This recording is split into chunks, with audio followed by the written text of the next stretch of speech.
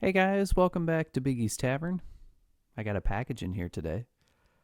I ordered some HD glass from Stern to put on my Star Wars Home Edition Plus pinball machine because I've been having some issues with glare. This playfield's pretty dark, and with the lights off, it's sometimes kind of hard to see back here. You'll see if I start a game, that reflection goes away a little bit because I've turned down the brightness of the backbox during gameplay to 15%.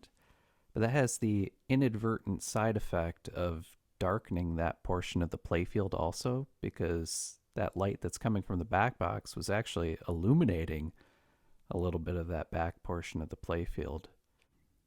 Watch how dark it gets around these orbits here. Yeah. All right, so let's take the old glass out. So I'm going to open the coin door, unbuckle these latches that are holding the lockdown bar in, and I can lift the lockdown bar up and off. Oh, one thing I wanted to mention, my lockdown bar was a little bit loose on one side. So what I've done is I've bent this one tab just a little bit towards the back box, and that kind of snugged it up. All right, so I can slide the glass down and put my glove back on. I'm not sure really why I'm bothering with this since I'm taking this glass off. It doesn't really matter at this point if I get fingerprints on the underside, but whatever. Okay, with the glass off, I might as well clean up the playfield a little bit. So I'm just taking a microfiber and wiping away dust and stuff basically. And I'm checking the posts to make sure these are all snug. Oh, and this return ramp is actually a little bit loose. There's a screw that's loose, so I'm going to address that.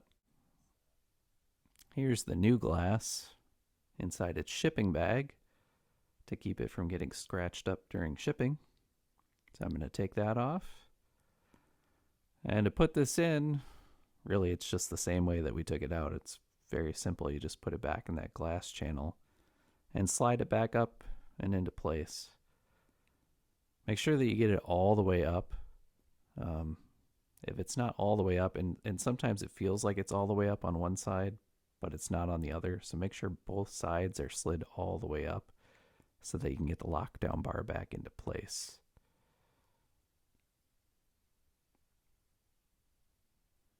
And with it inside that plastic bag and shipping, it is now very staticky and is attracting every little piece of lint and fur that's in the room, in spite of the fact that there's no pets allowed in here. Yeah, so just check that corner, make sure it's all the way up so that you can get the lockdown bar in place all the way. Okay, time for the before and after. Here it is before with the room lights turned off. You can see there's a lot of reflection and glare from the back box onto that upper portion of the playfield. And here it is after. That glare is not 100% gone, but it's a lot better. And the color saturation looks a lot better too. You can see all the colors on the playfield look a lot more vivid. And here it is before with the room lights turned on.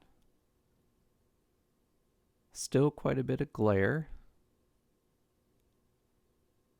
And here it is after with the room lights on. That looks a lot better, and it's very hard to notice the glare with the room lights on now. I had mentioned that I turned the backbox brightness down to 15% during gameplay, and this is where you do that. So you go into the service menu, then adjustments, and then machine settings, and then LCD lamp, and there's a setting for gameplay backbox brightness. I had turned mine down to 15%. This is where you change that. After doing a little bit of experimentation, I decided that 30% was actually kind of a good middle ground. And here's what it looks like with it set to 30%. You can see here, we're still getting some benefit of that backbox lighting up the upper portion of the playfield when it's dark in the room, but there's not so much glare that it's annoying and unplayable. And here it is kind of from some other angles. So I think this does a pretty good job actually of showing the additional clarity that you get. Really, I can't imagine using a pinball machine without this glass now. The video doesn't really do it justice. It's very clear. Some people have said it looks like there's no glass at all. I wouldn't go that far. It doesn't look like that. You can still tell there's glass there, but it looks very, very good.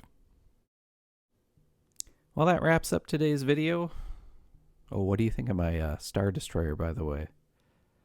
I just added that recently. It's another one of those Bondi models from Hobby Lobby, just like the Millennium Falcon. So if you're curious on how to add that, just go back and rewatch that video on my channel.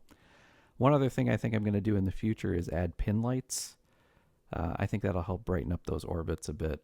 So there might be a future video on that coming soon. We'll see.